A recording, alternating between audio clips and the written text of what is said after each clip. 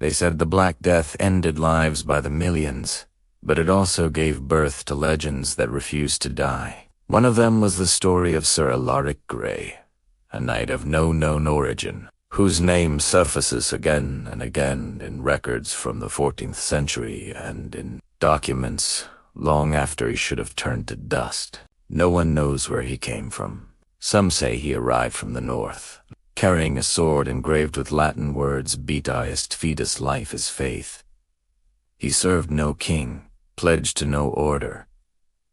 Yet wherever death reigned, Alaric appeared. In the spring of 1348, when the plague reached Avignon, the city of the Pope, men fled, but not Alaric. He walked through the streets filled with the sick, the dying, and the damned, touching their foreheads, praying in a tongue no one recognized. Some claimed those he touched lived.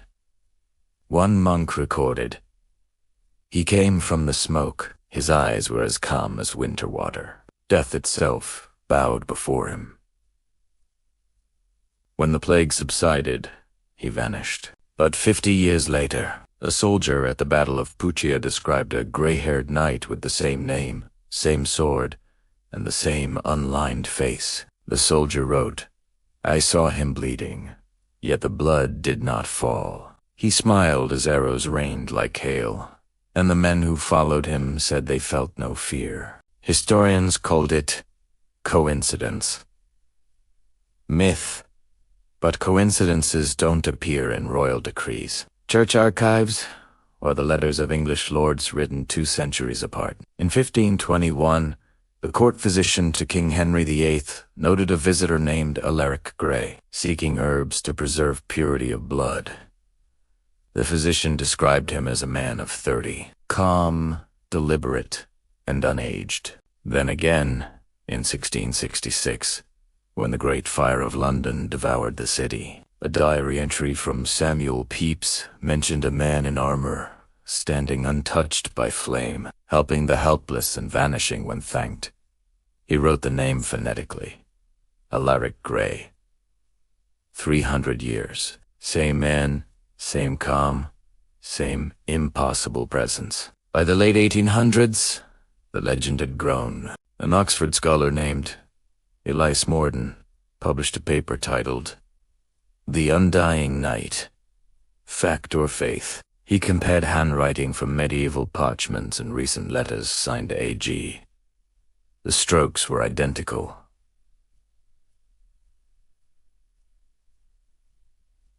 Morden became obsessed. He spent his fortune chasing traces of the immortal knight. Then, in 1893, he received a sealed envelope delivered by hand to his Oxford study. Inside was a single note. "Stop digging, Elias.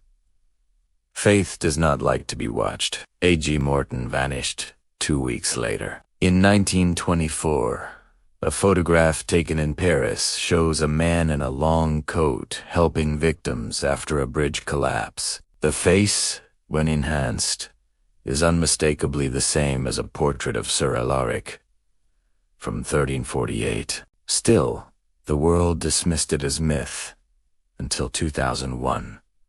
A professor of medieval studies at the University of Vienna, Dr. Helen Strauss, found a sealed lead box during a restoration project beneath the ruins of Montclair. Inside was a sword, perfectly preserved, engraved with Vita est Fides. Alongside it lay a parchment written in ink that had not faded. "To those who still walk in shadow, know this. I was never meant to live forever. I was meant to watch, and when faith dies, so shall I, Alaric Grey." 1348, the ink was carbon dated. Impossible, yet true. 600 years old. When Dr. Strauss published her findings, the world erupted. The church called it apocrypha. Scientists called it forgery. But then, 3 months later, she received a letter. The handwriting was an exact match. The letter read simply, "Do not call me immortal. Call me the memory that refuses to fade." It was signed a G and postmarked from a small village in southern France, the same region where the plague began centuries before. Dr. Strauss traveled there. She found no one by that name. Only an old chapel, half-buried by ivy, its walls painted with fading frescoes of a knight holding a candle against a sea of darkness. The villagers called him l'Eternel Gardien, the Eternal Watcher. One of them, a woman nearly 100 years old, said she had seen him once. He comes when faith is dying. Not faith in God, faith in goodness. And then she whispered, "He was here when I was a child. He has not aged." In 2023, a traveler posted an anonymous photo online.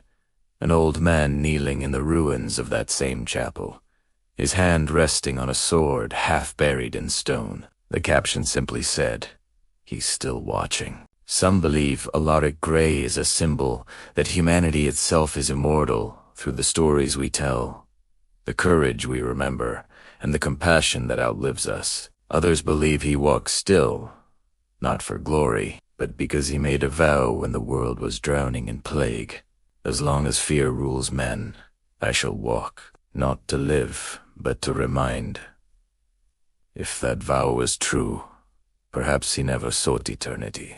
Perhaps he became it. And somewhere, when wars burn, or cities fall, or hope flickers weakly against the cold, a man with gray eyes may still stand in the smoke, unseen but unforgotten, whispering the same words he once spoke in Avignon. Life is faith. Keep walking.